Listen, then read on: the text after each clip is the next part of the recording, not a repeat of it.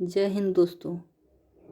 स्वागत है आप सभी का आपके अपने YouTube चैनल शिक्षा विद सेल्फ में।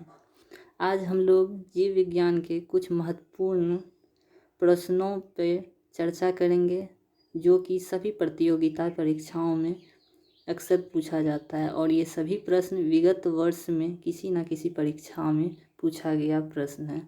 तो आइए बिना किसी देर किए हुए हम लोग पहले प्रश्न की ओर बढ़ते हैं। पहला प्रश्न है, कोशिका सेल के वैज्ञानिक अध्ययन को क्या कहा जाता है? इसका ऑप्शन ए है फिजियोलॉजी,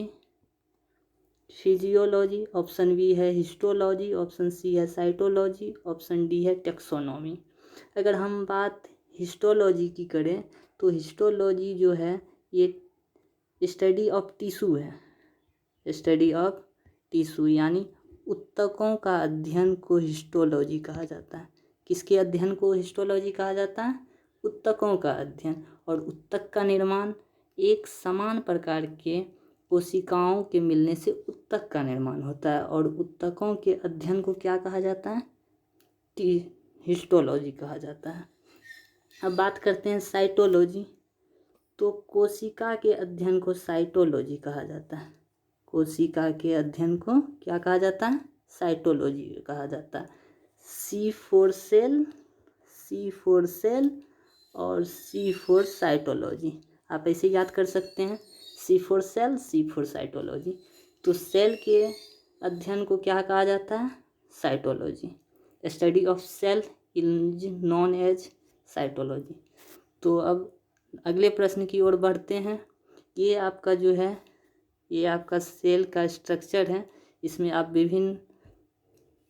विभिन्न इसके जो अंग हैं उसको देख सकते हैं। ये आपका गोल्जी बॉडी हो गया। ये जो आपको बिंदु बिंदु नज़र आ रहा है ब्लैक ब्लैक करके बीच में, ये राइबोसोम है जो प्रोटीन का निर्माण करता है। ये आपका लाइसोसोम है, इसको आत्महत्या की थैली भी कहा जाता है। जो कोशिकांग मृत हो जाते हैं तो उसको ये समाप्त करने का काम करता है। कौन? लाइसोसोम। ये आपका एंडोप्लाज्मिक रेटिकुलम हो गया। ये आपका केंद्रक हो गया, न्यूक्लियस, और इसके अंदर डीएनए पाया जाता है। ये आपका कोशिका झिल्ली सेल मेम्ब्रेन हो गया, इसके अंदर कोशिका द्रव्य है। तो चलिए अब हम लोग अगले प्रश्न की ओर बढ़ते हैं। अगला प्रश्न है, ब्रिटिश वैज्ञानिक डैश ने 1665 ईस्वी में कोशिका की खोज की। तो आपका जो है ब्रिटिश वैज्ञानिक, किस वैज्ञानिक ने 1665 ईस्वी में कोशिका की खोज की? तो ऑप्शन हमारा ए है Robert Hooke, option B Fleming, option C Leeuwenhoek, option D Robert Brown. तो रॉबर्ट ब्राउन जो है इन्होंने किस चीज़ का खोज किया? इन्होंने कोशिका के जो केंद्रक हैं, न्यूक्लियस, इनका न्यूक्लियस का खोज किसने किया था? रॉबर्ट ब्राउन ने किया। अगर बात हम लुवेनहॉक की करें तो लुवेनहॉक ने सर्वप्रथम जीवित कोशिका की खोज की। किसकी खोज की? जीवित कोशिका की। और इन्होंने लुवेनहॉक ने जीवित कोशिका की खोज 1674 ईस्वी में किया था। कब किया था? 1674 ईस्वी में। और 1665 ईस्वी में रॉबर्ट हुक नाम के वैज्ञानिक ने कोशिका का खोज किया। वो कोशिका कैसा था? तो मृत कोशिका था। कैसा कोशिका था? मृत कोशिका की खोज इन्होंने की थी, जो कि एक कॉर्क से निकाला गया था। तो इस तरह से 1665 ईस्वी में कोशिका की खोज सर्वप्रथम रॉबर्ट हुक ने की। अगर बात हम जीवित कोशिका की करें तो वो लुवेनहॉक ने की। और कोशिका के अंदर का जो केंद्रक होता है, न्यूक्लियस, उसकी खोज रॉबर्ट ब्राउन ने की। चलिए हम अगले प्रश्न की ओर बढ़ते हैं। ये जो हैं, ये चाचा जो हैं दिख रहे हैं, ये चाचा मिर्ज़ापुर वाले चाचा नहीं हैं, ये चाचा हैं रॉबर्ट हुक। कौन है? Robert hook. इन्होंने ही 1665 ईस्वी में कोशिका की खोज करी थी। देख रहे हो चाचा को? चाचा माला फेर रहे हैं। माला फेरते फेरते इन्होंने कोशिका की खोज कर डाली। चलिए हम लोग अब अगले प्रश्न की ओर बढ़ते हैं। अगला प्रश्न है, रॉबर्ट हुक ने कोशिकाओं की खोज उन्हें डैश में से देख कर की थी। रॉबर्ट हुक जो थे वो कोशिकाओं की खोज उन्हें डैश में से देख कर हुई थी। तो ऑप्शन ए हमारा है प्याज की झिल्ली, ऑप्शन बी है पतली कॉर्क के टुकड़े, ऑप्शन सी है तालाब का जल, ऑप्शन डी है इनमें से कोई नहीं।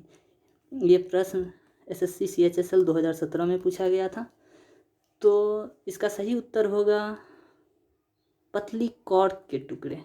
रॉबर्ट हुक ने जो कोशिका की खोज करी थी वो कॉर्क के पतली टुकड़ी में से कोशिका की खोज की गई थी। और इन्होंने कब किया था, आपको पिछले क्वेश्चन में याद था, 1665 ईस्वी में इन्होंने कोशिका की खोज करी थी।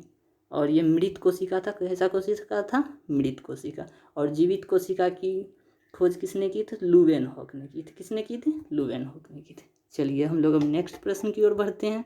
अगला प्रश्न है, लुवेनहॉक ने सबसे पहले स्वतंत्र जीवित कोशिका की खोज डैश में से की थी। आपको हमने पहले भी बताया था कि लुवेनहॉक ने सबसे पहले जीवित कोशिका की खोज करी थी और जीवित कोशिका की खोज करी थी। तो इसमें अब इस प्रश्न में पूछा गया है कि लुवेनहॉक ने सबसे पहले जीवित कोशिका की खोज डैश में से की थी। तो ऑप्शन ए हमारा है तालाब का जल, ऑप्शन बी हमारा है सागर का जल, ऑप्शन सी हमारा है मिट्टी, ऑप्शन डी हमारा है मानव शरीर।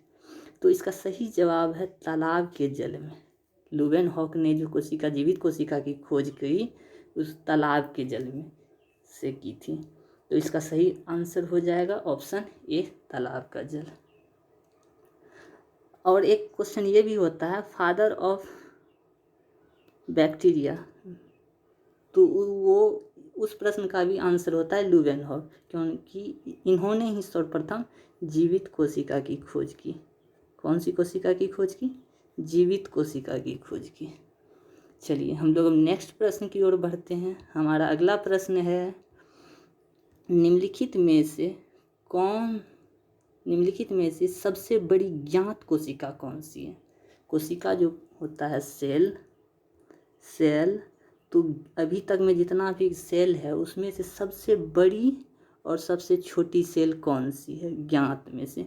तो सबसे बड़ी सेल की बात अगर हम करें तो ऑप्शन इस क्वेश्चन का देखें तो पहला ऑप्शन है यूकेरियोटिक कोशिका, दूसरा क्वेश्चन है प्रोकैरियोटिक कोशिका, तीसरा क्वेश्चन है माइकोप्लाज्म, चौथा ऑप्शन है शुतुरमुर्ग का अंडा। तो इसका सही आंसर होगा शुतुरमुर्ग का अंडा। अगर सेल की बात करें अभी तक में सबसे बड़ी ज्ञात कोशिका कौन सी है तो वो है शुतुरमुर्ग का अंडा। चलिए हम लोग अब नेक्स्ट प्रश्न की ओर बढ़ते हैं। हमारा अगला प्रश्न है, सभी पौधे एवं जंतु कोशिकाओं से बने हैं। जितने भी पौधे और जंतु हैं कोशिकाओं से बने हैं। ठीक, आगे हैं तथा कोशिका जीवन की मूलभूत इकाई है। दिया गया कथन निम्नलिखित में से किस सिद्धांत का है? तो ऑप्शन ए है जैव विकास का सिद्धांत, ऑप्शन बी है वंशानुगति का सिद्धांत, ऑप्शन सी है कोशिका सिद्धांत, ऑप्शन डी है प्रकृति वर्ण का सिद्धांत।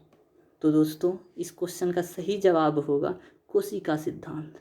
कोशिका सिद्धांत में ही कहा गया था कि सभी पौधे एंड जंतु किस चीज़ से बने हुए हैं? तो सेल से बने हुए हैं। साथ ही यह भी कहा गया था कि कोशिका जो है जीवन की मूलभूत इकाई है। क्या है? मूलभूत इकाई है। Basic structure of life is known as cell. तो ये किस सिद्धांत में कहा गया था? तो ये कहा गया था कोशिका सिद्धांत में। और कोशिका सिद्धांत किसने दिया था? तो कोशिका सिद्धांत की अगर हम बात करें तो कोशिका सिद्धांत दिया था स्लाइड एवं स्वान।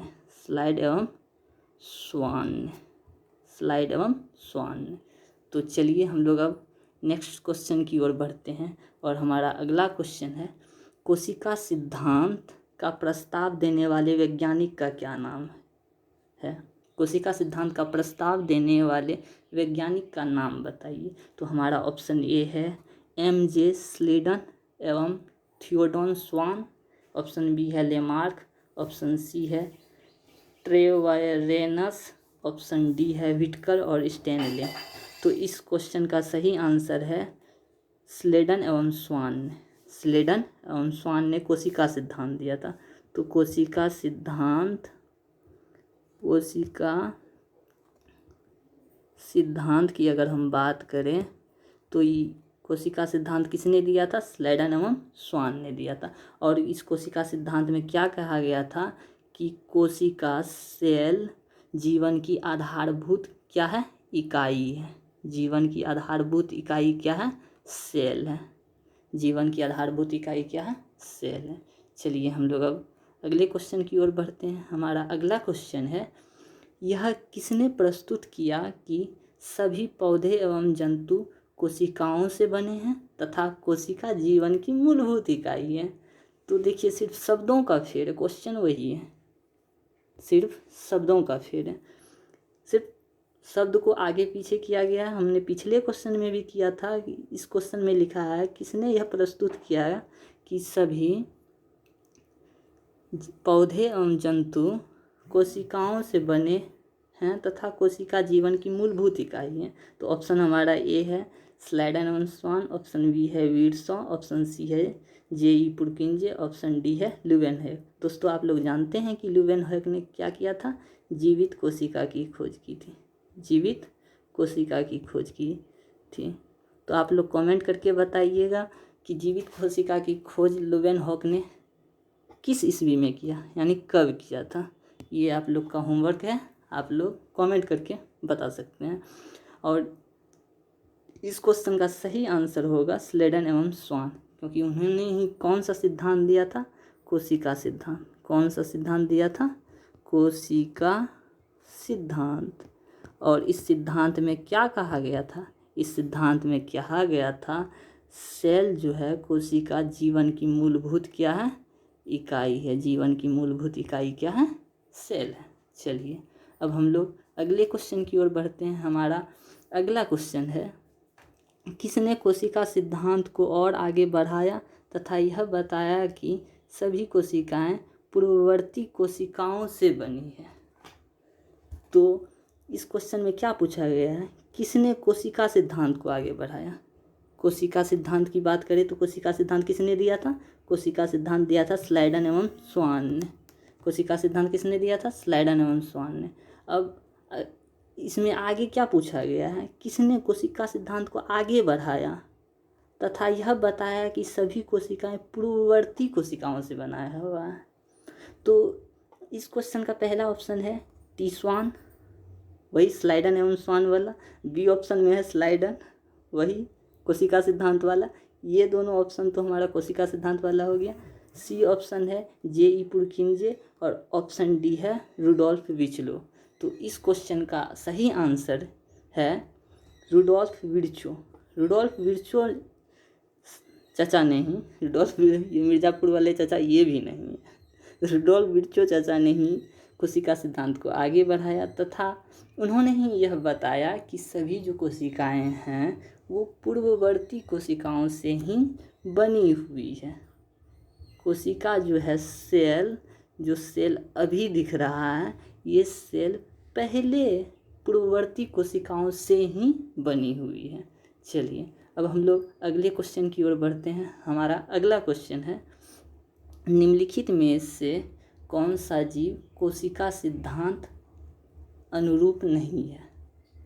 निम्नलिखित में से कौन सा जीव कोशिका सिद्धांत अनुरूप नहीं है, यानी कौन सा जीव है जो कोशिका सिद्धांत को फॉलो नहीं करता है? कौन सा जीव है जो कोशिका सिद्धांत के मॉडल्स, उसके जो बेसिक प्रॉपर्टीज़ है उसको फॉलो नहीं करता है? तो हमारा ऑप्शन ए है बैक्टीरिया, ऑप्शन बी है वायरस, ऑप्शन सी है कवक, ऑप्शन डी है पौधे। तो आप सभी को पता है कि पौधे कोशिका सिद्धांत के अनुरूप काम करते हैं, कवक भी कोशिका सिद्धांत के अनुरूप काम करते हैं, बैक्टीरिया भी कोशिका सिद्धांत के अनुरूप ही हैं। सिर्फ ये जो वायरस है, वायरस का मार तो आप लोग भी झेल रहे हैं, हम लोगों ने भी झेला है अपने ज़िंदगी के अहम 2 साल इस कोरोना महामारी में ऐसे ही गुजर गया। तो इसका सही आंसर है वायरस विषाणु। तो वायरस विषाणु में ये होता है कि ये जब निर्जीव जगह पे होता है, निर्जीव सतह पे या कहीं पे होता है, तो यह निर्जीव जैसा बिहेव करता है, निर्जीव जैसा बिहेव करता है। अगर यही किसी वाहक में चले जाए यानी सजीव के कांटेक्ट में आ जाए तो ये सजीव जैसा बिहेव करता है। तो इसीलिए यह कोशिका सिद्धांत के अनुरूप कार्य नहीं करता है, ये कभी निर्जीव हो जाता है कभी सजीव हो जाता है। तो इस क्वेश्चन का सही आंसर हो जाएगा वायरस, विषाणु, ऑप्शन बी करेक्ट आंसर है।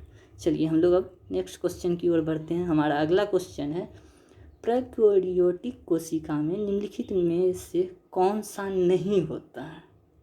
प्रोकैरियोटिक कोशिकाएं जो हैं, तो ऑप्शन जो है, ऑप्शन के अनुसार कौन सा पार्ट है जो प्रोकैरियोटिक कोशिका में नहीं पाया जाता है।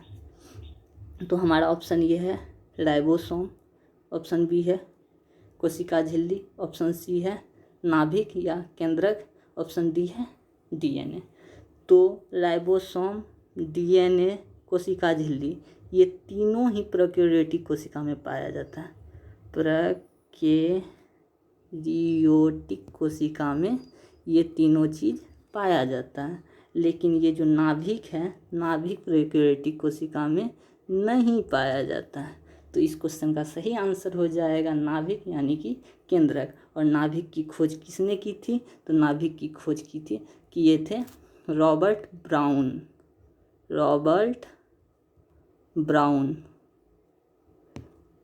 ब्राउन साहब ने नाभिक का खोज करा था। तो इस क्वेश्चन का सही आंसर हो जाएगा ऑप्शन सी। चलिए हम लोग अब अगले क्वेश्चन की ओर बढ़ते हैं। हमारा अगला क्वेश्चन है, प्रोकैरियोटिक कोशिकाएं निम्नलिखित में से किस प्राणी जगत में पाई जाती हैं। तो प्रोकैरियोटिक कोशिकाएं जो हैं, प्रोकैरियोटिक कोशिका किस प्राणी जगत में पाया जाएगा। तो प्रोकैरियोटिक कोशिकाएं, ऑप्शन ए है हमारा कवक, ऑप्शन बी है एनिमेलिया, ऑप्शन सी है प्रोटिस्टा, ऑप्शन डी है मोनेरा। एनिमेलिया में सभी मानव आते हैं, हम लोग भी एनिमेलिया में आते हैं। तो इस तरह से इस क्वेश्चन का सही आंसर हो जाएगा प्रोकैरियोटिक कोशिकाएं निम्नलिखित में किस प्राणी जगत में पाए जाते हैं। तो इस क्वेश्चन का सही आंसर हो जाएगा ऑप्शन डी मोनेरा जगत। मोनेरा जगत में प्रोकैरियोटिक कोशिकाएं पाई जाती हैं। मोनेरा जगत में कौन सा कोशिका पाया जाता है, प्रोकैरियोटिक कोशिकाएं पाया जाता है। तो इस क्वेश्चन का सही जगह आंसर हो जाएगा मोनेरा। चलिए हम लोग अब नेक्स्ट क्वेश्चन की बात करें। तो हमारा अगला क्वेश्चन है, अभी तक में ज्ञात सबसे छोटे प्रोकैरियोटिक जीव कौन है।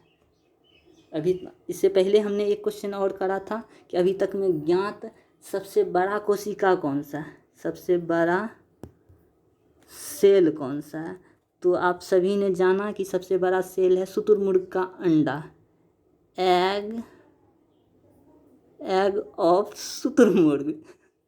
और इस क्वेश्चन में पूछा गया ज्ञात सबसे छोटा प्रोकैरियोटिक जीव कौन सा है। तो ऑप्शन ए है हमारा माइक्रोसिस्टिस, ऑप्शन बी है माइक्रोप्लाज्मा, ऑप्शन सी है बैक्टीरिया, ऑप्शन डी है क्लोरेला। तो इस क्वेश्चन का सही आंसर हो जाएगा माइक्रोप्लाज्मा ज्ञात सबसे, अभी तक में जितना ज्ञात है सबसे छोटा प्रोकैरियोटिक जीव है माइक्रोप्लाज्मा। और सबसे बड़ा कौन सा हो जाएगा, शुतुरमुर्ग का अंडा। सेल की बात करें तो सबसे बड़ा शुतुरमुर्ग का अंडा, सबसे छोटा माइक्रोप्लाज्मा। वहीं अगर हम एक नया स्लाइड में हम बात कर लेते हैं सेल के बारे में, अगर अच्छे से बात करें तो अगर यूनिवर्स की बात करें तो सबसे बड़ा हो जाएगा हमारा, सबसे बड़ा हो जाएगा शुतुरमुर्ग का अंडा, शुतुरमुर्ग का अंडा। और सबसे छोटा की बात करें हम, सबसे छोटा सेल की बात करें तो वो हमारा हो जाएगा माइक्रोप्लाज्म। और हम अगर मानव शरीर की बात करें, मानव शरीर की सबसे बड़ी कोशिका, मानव शरीर की सबसे बड़ी कोशिका, सबसे बड़ी कोशिका, सबसे छोटी कोशिका और सबसे लंबी कोशिका, अगर हम ये तीनों की बात करें, मानव शरीर में सबसे बड़ी, सबसे छोटी और सबसे लंबी कोशिका कौन सी है? तो सबसे बड़ी कोशिका हो जाएगा अंडाशय का कोशिका, अंडाशय। और सबसे छोटी हो जाएगा शुक्राणु, स्पर्म। और सबसे लंबी हो जाएगा तांत्रिक कोशिका, तांत्रिक कोशिका। तो सबसे मानव शरीर की सबसे बड़ी कोशिका अंडाशय, सबसे छोटी शुक्राणु, सबसे लंबी तांत्रिक कोशिका। वहीं अगर हम बात करें कि इस सेल में अगर बात करें तो सबसे बड़ा हो जाएगा शुतुरमुर्ग का अंडा, उसके बाद सबसे छोटा हो जाएगा माइक्रोप्लाज्म की। इस क्वेश्चन की बात करें तो यहाँ सबसे छोटे प्रोकैरियोटिक जीव का सही आंसर क्या हो जाएगा? माइक्रोप्लाज्म। क्या हो जाएगा? माइक्रोप्लाज्म। चलिए हम लोग अब अगले क्वेश्चन की ओर बढ़ते हैं। क्वेश्चन नंबर 15 ये है, यूकैरियोटिक कोशिकाओं में आरएनए का संश्लेषण कहाँ होता है? यूकैरियोटिक कोशिकाओं में आरएनए का संश्लेषण कहाँ होता है? ऑप्शन ए है हमारा माइटोकॉन्ड्रिया, ऑप्शन बी हमारा है सेंट्रियोल्स, ऑप्शन सी हमारा है रिबोसोम्स, ऑप्शन डी हमारा है न्यूक्लियस। तो इस क्वेश्चन का सही आंसर हो जाएगा न्यूक्लियस। यूकैरियोटिक कोशिकाओं में आरएनए का जो संश्लेषण कहाँ होता है? न्यूक्लियस में होता है। आरएनए का संश्लेषण कहाँ होता है? न्यूक्लियस में होता है।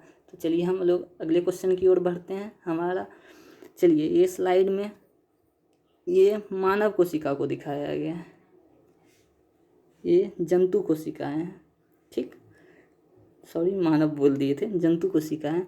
जंतु कोशिका और पादप कोशिका में अभी हम लोग तुलनात्मक अध्ययन करेंगे कि क्या डिफरेंस है। ये हमारा पादप कोशिका है, ये जंतु कोशिका है, आखिर क्या डिफरेंस है इस दोनों में, पादप कोशिका और जंतु कोशिका में। पहले हम लोग देख लेते हैं जंतु कोशिका, फिर पादप कोशिका देख लेंगे, फिर दोनों में डिफरेंस निकाल लेंगे। तो जंतु कोशिका की बात करें तो सबसे बाहरी ये जो लेयर बना हुआ है, एक लाइन जो खींचा गया है, इस लाइन को बोलते हैं सेल मेम्ब्रेन या कोशिका झिल्ली। क्या बोलते हैं? कोशिका झिल्ली या सेल मेम्ब्रेन। चलिए, और उसके बाद ये बड़ा वाला जो हिस्सा है, इस बड़ा वाला हिस्सा को केंद्रक बोला जाता है। क्या बोला जाता है? न्यूक्लियस या केंद्रक। और ये जो जिगजैग वाला है, ये है इंडोप्लाज्मिक रेटिकुलम, अंतर प्रद्रवीय जालिका है। और ये स्टार टाइप से जो बना हुआ है, ये सेंट्रोसोम है। इसे ही आत्मघाती थैली कहा जाता है, कोशिका की आत्महत्या की थैली कहा जाता है। जो कोशिकांग मृत हो जाते हैं तो उस मृत कोशिकाओं को समाप्त करने या उस मृत कोशिकाओं को खाने का काम कौन करता है? सेंट्रोसोम करता है। और ये हमारा केंद्रक हो गया। ये वेसल्स है, ये जंतु कोशिका का वेसल्स देखिए कितना छोटा छोटा वेसल्स है, इसमें द्रव्य भरा रहता है। और ये जो आपका ये ग्रीन ग्रीन पार्ट ये दिख रहा है, ये सारा साइटोप्लाज्म है, कोशिका द्रव्य है।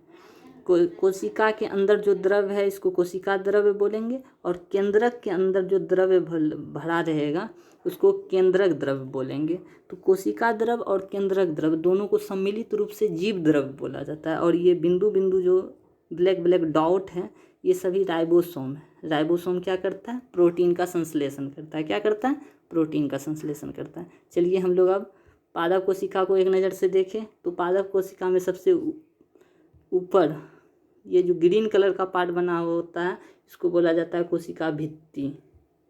कोशिका भित्ति या सेल वॉल, कोशिका भित्ति या सेल वॉल, जो कि जंतु कोशिका में नहीं पाया जाता है। जंतु कोशिका में सिर्फ कोशिका झिल्ली पाया जाता है, लेकिन पादप कोशिका में सबसे पहले कोशिका भित्ति रहता है, उसके बाद कोशिका झिल्ली पाया जाता है। और पादप कोशिका का वेसल्स बड़ा रहता है। ये पादप कोशिका का आपका केंद्रक हो गया, ये एंडोप्लाज्मिक रेटिकुलम हो गया। इसका वेसल्स देखिए कितना बड़ा बड़ा है, जल संग्रह करने का काम करता है ये। चलिए, ये आपका माइटोकॉन्ड्रिया हो गया, यहीं पे कोशिका का श्वसन होता है। चलिए हम लोग अब आगे बढ़ते हैं, अगला क्वेश्चन देखते हैं। और क्वेश्चन नंबर 16 है, यूकैरियोटिक सेल में प्लाज्मा झिल्ली किससे बनी होती है? यूकैरियोटिक सेल में प्लाज्मा झिल्ली किसकी बनी होती है? इसकी बात करें तो ऑप्शन ए है हमारा फास्फोलिपिड, ऑप्शन बी है लिपोप्रोटीन, ऑप्शन सी है फास्फोलिपोप्रोटीन, ऑप्शन डी है फास्फोप्रोटीन, और इसका सही आंसर होगा फास्फोलिपिड। यूकैरियोटिक सेल में प्लाज्मा झिल्ली जो होता है, प्लाज्मा झिल्ली सेल मेम्ब्रेन जो है वो किस चीज़ का बना होता है? फास्फोलिपिड का बना होता है। चलिए हम लोग नेक्स्ट क्वेश्चन की ओर बढ़ते हैं। हमारा अगला क्वेश्चन है, प्रोकैरियोटिक से यूकैरियोटिक भिन्न है। अभी हमने अंतर देखा था कि प्रोकैरियोटिक में झिल्ली मिलता है, डायरेक्ट कोशिका झिल्ली मिलता है, और वहीं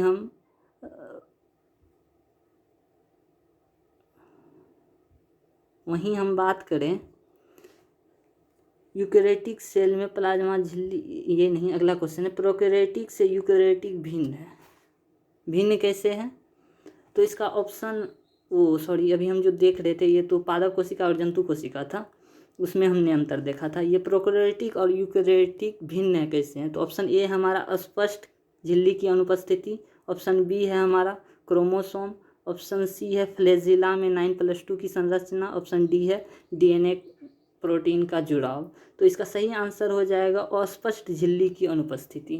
प्रोकैरियोटिक सेल में झिल्ली जो होता है उतना स्पष्ट नहीं होता है, यूकैरियोटिक में स्पष्ट कोशिका झिल्ली पाई जाती है। तो इसका सही आंसर क्या हो जाएगा? अस्पष्ट झिल्ली की अनुपस्थिति। चलिए हम लोग नेक्स्ट क्वेश्चन की बढ़ते हैं। हमारा अगला क्वेश्चन है, निम्नलिखित में से कौन सा यूकैरियोटिक कोशिका की विशेषता नहीं है? निम्नलिखित में से कौन सा यूकैरियोटिक कोशिका की विशेषता नहीं है? इसका ऑप्शन ये है न्यूक्लियस अच्छी तरह से व्यवस्थित है, ऑप्शन बी है माइटोकॉन्ड्रिया उपस्थित है, ऑप्शन सी है परमाणु झिल्ली मौजूद है, ऑप्शन डी है पादप कोशिका में क्लोरोप्लास्ट अनुपस्थित है। तो इसका ऑप्शन ए जो है न्यूक्लियस अच्छी तरह से व्यवस्थित है, यूकैरियोटिक में सही बात है, अच्छी तरह से न्यूक्लियस व्यवस्थित रहता है, माइटोकॉन्ड्रिया सही बात है उपस्थित रहता है, ऑप्शन सी परमाणु झिल्ली मौजूद रहता है, सही बात है, परमाणु झिल्ली यूकैरियोटिक कोशिका में उपस्थित रहता है। लेकिन ऑप्शन डी जो है पादप कोशिका में क्लोरोप्लास्ट अनुपस्थित रहता है।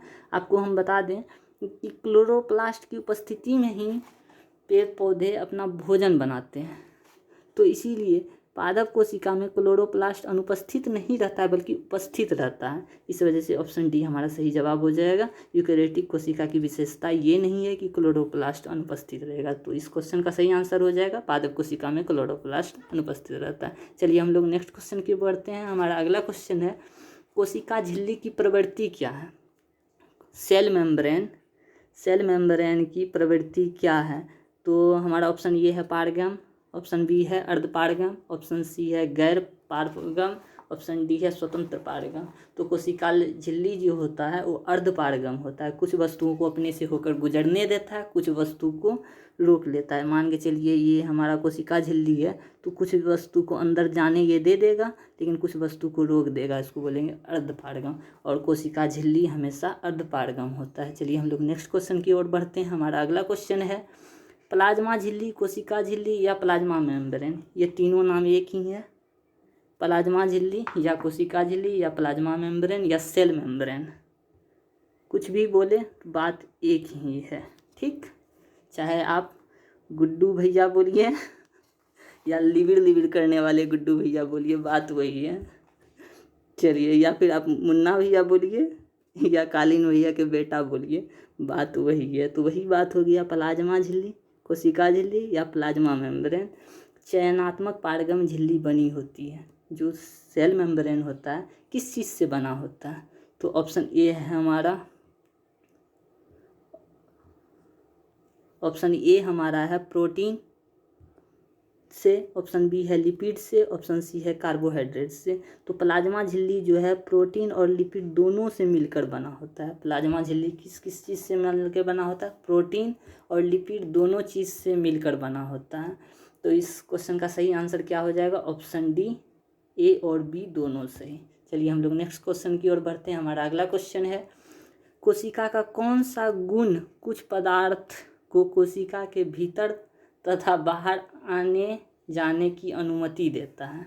कोशिका का कौन सा पदार्थ कोशिका के भीतर आने जाने की अनुमति देता है? अभी हम तुरंत डायग्राम बनाए थे कि ये कोशिका झिल्ली है, कोशिका झिल्ली सेल मेम्ब्रेन, जिससे होकर कुछ पदार्थ को ये अंदर आने दे देता है लेकिन कुछ को रोक देता है, ये अर्धपारगम है। तो वही पूछा गया है कि कोशिका का गुण कुछ पदार्थ को कोशिका के भीतर आने जाने की अनुमति देता है। तो ऑप्शन ए है कोशिका द्रव, ऑप्शन बी है जीव द्रव, ऑप्शन सी है कोशिका भित्ति, ऑप्शन डी है प्लाज्मा झिल्ली।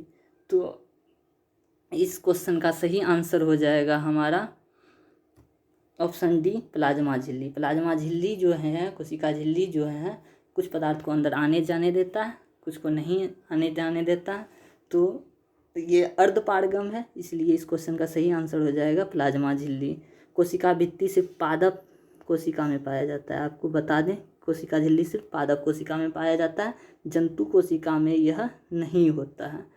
कोशिका द्रव्य, कोशिका के अंदर पाए जाने वाले द्रव्य को कहा जाता है। और कोशिका द्रव्य प्लस केंद्रक द्रव्य, जो केंद्रक में पाया जाएगा द्रव्य को उसको केंद्रक द्रव्य बोलेंगे, जो कोशिका केंद्रक से बाहर और झिल्ली, कोशिका झिल्ली के अंदर पाया जाएगा उसको कोशिका द्रव्य बोलेंगे। इस दोनों को मिला देंगे तो जीव द्रव्य बन जाएगा। चलिए हम लोग अगले क्वेश्चन की ओर बढ़ते हैं। हमारा अगला क्वेश्चन है, किस प्रक्रम द्वारा कुछ पदार्थ जैसे कार्बन डाइऑक्साइड अथवा ऑक्सीजन कोशिका झिल्ली के आर पार आ जा सकते हैं? तो इस क्वेश्चन का ऑप्शन है जीव द्रव्य कुचन, ऑप्शन बी है अवसादन, ऑप्शन सी है विसरण, ऑप्शन डी है स्वेदन। तो इस क्वेश्चन का सही आंसर हो जाएगा विसरण। विसरण द्वारा ही कार्बन डाइऑक्साइड अथवा ऑक्सीजन कोशिका झिल्ली के आर पार आ जा सकते हैं। चलिए हम लोग अगले क्वेश्चन की ओर बढ़ते हैं। हमारा अगला क्वेश्चन है, निम्नलिखित में से कौन सा लगभग प्रत्येक कोशिका में पाए जाने वाला गुण नहीं है? प्रत्येक कोशिका में पाए जाने वाला गुण नहीं है। ऑप्शन ए है कोशिका भित्ति, ऑप्शन बी कोशिका झिल्ली, ऑप्शन सी केंद्रक, ऑप्शन डी केंद्रक द्रव्य। तो हम अगर केंद्रक द्रव्य की बात करें तो प्रत्येक कोशिका में पाया जाता है। केंद्रक की बात करें तो कोशिका में पाया जाता है, सभी कोशिका में। प्लाज्मा झिल्ली भी सभी कोशिका में पाया जाता है। लेकिन कोशिका भित्ति सिर्फ पादप कोशिका में पाया जाता है, सिर्फ पादप कोशिका में पाया जाता है, जंतु कोशिका में यह नहीं पाया जाता है। तो इस क्वेश्चन का सही आंसर हो जाएगा कोशिका भित्ति। अगले क्वेश्चन की बात करें, पादप कोशिका या वनस्पति कोशिका भित्ति मुख्यतः किस चीज़ से बना होता है? तो कोशिका भित्ति किस चीज़ से बना होता है? तो इसका ऑप्शन ए है लिपिड, ऑप्शन बी है विटामिन, ऑप्शन सी है सेल्यूलोज, ऑप्शन डी है प्रोटीन। तो इस क्वेश्चन का सही आंसर हो जाएगा सेल्यूलोज। कोशिका भित्ति किस चीज़ का बना होता है? तो सेल्यूलोज का बना होता है। चलिए हम लोग नेक्स्ट क्वेश्चन की ओर बढ़ते हैं। हमारा अगला क्वेश्चन है सेल्यूलोज भित्ति।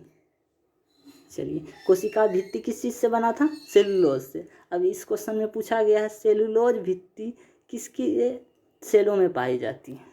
सेल्यूलोज भित्ति किसके सेलों में पाई जाती है? तो आप लोग सब जानते हैं। तो इसका ऑप्शन ए है जंतु, ऑप्शन बी है बैक्टीरिया, ऑप्शन सी है फंजाई कवक, ऑप्शन डी है पौधा। तो आप सभी को पता है कि सेल्यूलोज भित्ति जो होता है, कोशिका भित्ति जो होता है वही सेल्यूलोज से बना होता है। और इस सेल्यूलोज सिर्फ पादप कोशिका में पाया जाता है। पादप मतलब कि पेड़ पौधा। तो इस क्वेश्चन का सही आंसर हो जाएगा क्वेश्चन ऑप्शन नंबर डी पौधे। चलिए हम लोग अगले क्वेश्चन की ओर बढ़ते हैं। हमारा अगला क्वेश्चन है कोशिका भित्ति की प्रवृत्ति क्या है? कोशिका भित्ति की प्रवृत्ति क्या है? जैसे कोशिका झिल्ली तो अर्धपारगम था, किसी को जाने देता था, किसी को रोक लेता था। लेकिन कोशिका भित्ति की बात करें तो ये पारगम है, ये सभी चीज़ को अपने से जाने दे देता है। तो इस क्वेश्चन का सही आंसर हो जाएगा पारगम। चलिए अगले क्वेश्चन की ओर बढ़ते हैं। हमारा अगला क्वेश्चन है, निम्नलिखित में से किसमें कोशिका भित्ति नहीं होती है? निम्नलिखित में से किसमें कोशिका भित्ति नहीं होती है? तो ऑप्शन ए है यूग्लिना, ऑप्शन बी है पेरामीशियम, ऑप्शन सी है ग्रेन्युलैक्स, ऑप्शन डी है माइक्रोप्लाज्म। तो इस क्वेश्चन का सही आंसर हो जाएगा माइक्रोप्लाज्म। माइक्रोप्लाज्म में कोशिका भित्ति नहीं पाया जाता है। और आपको ये याद होगा कि माइक्रोप्लाज्म ही सबसे छोटा कोशिका है। अभी तक में ज्ञात सबसे छोटा कोशिका कौन सा है? सबसे छोटा सेल कौन सा है? माइक्रोप्लाज्म। और सबसे बड़ा शुतुरमुर्ग का अंडा। सबसे छोटा माइक्रोप्लाज्म, सबसे बड़ा शुतुरमुर्ग का अंडा। अगर मानव की बात करें तो सबसे बड़ा हो जाएगा ओवरी, सबसे छोटा हो जाएगा स्पर्म और सबसे लंबा हो जाएगा तांत्रिक कोशिका या न्यूरॉन सेल्स। चलिए हम लोग नेक्स्ट क्वेश्चन की ओर बढ़ते हैं। हमारा अगला क्वेश्चन है, निम्नलिखित में से कौन सी कोशिकांग केवल पादप कोशिका अथवा वनस्पति कोशिका में कोशिका में स्थित होता है? तो ऑप्शन ए है कोशिका झिल्ली, ऑप्शन बी है कोशिका भित्ति, ऑप्शन सी है माइटोकॉन्ड्रिया, ऑप्शन डी है लाइसोसोम। तो पादप कोशिका में ही सिर्फ कौन सा स्थित होता है? तो पादप कोशिका में सिर्फ कोशिका भित्ति पाया जाता है, जो कि जंतु कोशिका में नहीं पाया जाता है। तो इस क्वेश्चन का सही आंसर हो जाएगा कोशिका भित्ति। चलिए हम लोग अगले क्वेश्चन की ओर बढ़ते हैं। हमारा अगला क्वेश्चन है, किसकी उपस्थिति के कारण किसी पादप कोशिका और पशु कोशिका में अंतर पाया जाता है? तो इसका वही आंसर हो जाएगा कोशिका भित्ति। पादप में पाया जाता है, जंतु में नहीं पाया जाता है। अगले क्वेश्चन की ओर बढ़ते हैं। हमारा अगला क्वेश्चन है, संरचनाओं के कौन से युग्म प्रायः पादप और जंतु दोनों कोशिका में पाए जाते हैं?